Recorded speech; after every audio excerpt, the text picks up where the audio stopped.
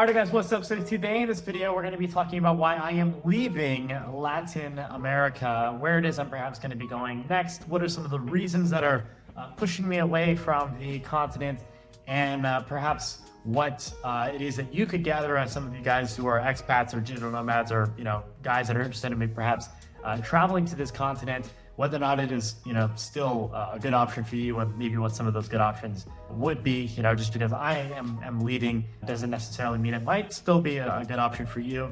But if you are similar to me in some ways, maybe you would want to consider doing something similar to me. So I have been in Latin America for really the better part of, I guess, the past 2 or 3 years at this point, maybe even more. I'd have to go back and really look at when it was the first time that I had came to Colombia. But the first time I came to Colombia just visiting, I think, was all the way back in 2019, and it's now 2025, and ever since then I've been back and forth between there and the United States and Europe and Eastern Europe. But I would say the majority of the time over that period has a lot of it has been in Latin America. And today in this video, I'm going to be talking about, again, why it is that I'm going to be leaving the continent, and why it is that I don't necessarily know if I'll be coming back or if I'll be coming back anytime soon. So as you guys know, I kind of originally had fallen in love with Latin America when the first place I came to, which was Colombia. I had, in a lot of these places, I had this, sort of honeymoon phase with a place. And this is something I think a lot of you guys can resonate with, is you go to a place for the first time and you are immediately just kind of falling in love with all the really cool aspects about it. All the possibilities are sort of opened up to you, and the world is your oyster. And then over time, you start to get to know a place. It's maybe a little bit like, a partner or a woman. And you get to know it a little bit better, and then you're like, this isn't as great as I maybe thought, in the beginning. And in a lot of ways, I think that is pretty much what I am finding here in Latin America. I think I've matured a lot in Latin America, being here and over this period. And a lot of things have changed, and a lot of the desires and the priorities that I think I have shifted a lot. I think that when I had originally came to Colombia for the first time, it felt like this real breath of fresh air from what I felt was maybe and again, I'm not complaining about the United States or the West. I think they're amazing places, but it had felt like a breath of fresh air from what was maybe a very, sort of materialistic, feminist, sort of overall just very sort of politically correct, woke place. In Colombia in a lot of ways was sort of this escape from that, where I'm around people where not only is there kind of a lack of that sort of political air everywhere, but there's also fresh fruit and vegetables, and I can come there and I can live like a king. Everything is 2-3 times cheaper than the United States, and the quality of the things you're getting are a lot of times a lot better. But like I said, as time sort of wore on when I was in Colombia, some of the things did start to just sort of wear on me. The fact that I just kind of always really had to think about safety. There were just certain parts of town and some of the cities that I was living in, whether it was Medellin or Pereira, where I just had to be on guard, especially because I looked so distinct from everyone else, that I was gonna, for my own safety, that I was maybe gonna be robbed or something like that. It was just this constant presence that was all around me. And that was the negative side of things. And of course, on the positive side of things, I had relationships with people down there, with Colombian people that were some of the purest relationships, just some of the most genuine people that I've ever met. I genuinely have to give them that. But at the same time, you also see that there is a bit of this kind of shiny object syndrome culture there, where even if you do develop relationships with people that are really good, a lot of times, a lot of people there might, I never experienced this too much, but I know a lot of guys who have, where a lot of people that you meet down there, they're just kind of using you as this ornament, that you're a foreigner or something like that. And if you, let's say if you left your money or something valuable in the wrong place, you might not necessarily be able to trust the people that you think you could otherwise trust. A lot of people that I genuinely feel like I could trust them are genuinely good people, but there was just this overall, I think, fatigued by the levels of danger. This is not me saying from a Western perspective, oh, you guys need to fix this or you guys need to do that to accommodate for my my pleasure, my desires or whatsoever. It's just merely observations as to what it is that I think. But it's just things were just kind of a very, very corrupt culture, where, one day I even had cops who stopped me and were asking me for money.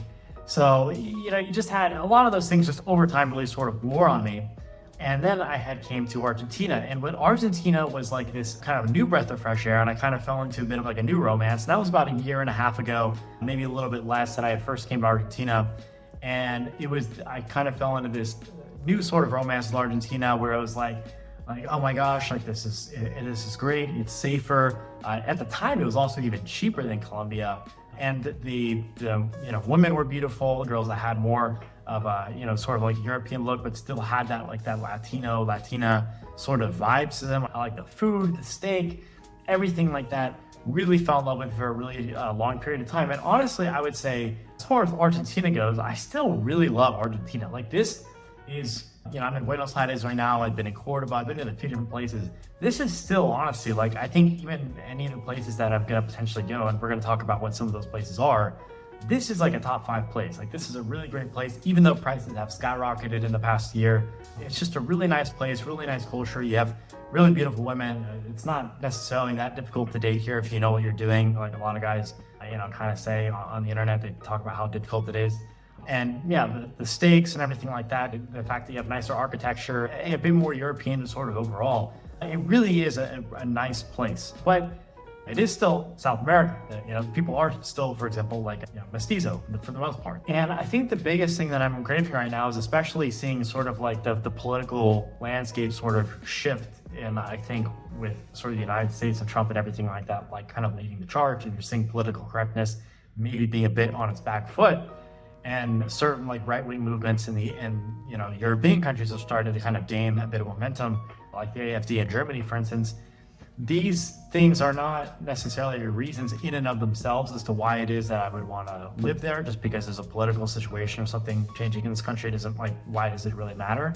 But more so because these things are indicators and potential changes in the underlying direction that the culture and the places are going in general. And I also just feel like I need to be in a place that is more in line with my heritage, that is more in line with just being around Europeans, to be honest. And as much as it's like, okay, it's more expensive or whatever to be in Europe, and yeah, that's true. And maybe there's some more feminism and stuff like that there as well. And, same thing goes to the United States, but ultimately it is my home. Europe, especially when I go to places like Poland, it just feels like home. I have a Polish grandmother, and a lot of my family's English. When I go to England, I can see a lot of that sort of resonant there. And of course, obviously, when I go to the United States, even though the United States has changed a lot with like the demographic situation, it is my home. As much as it's been fun, it's been a lot of like pleasure and everything like that to be in Latin America.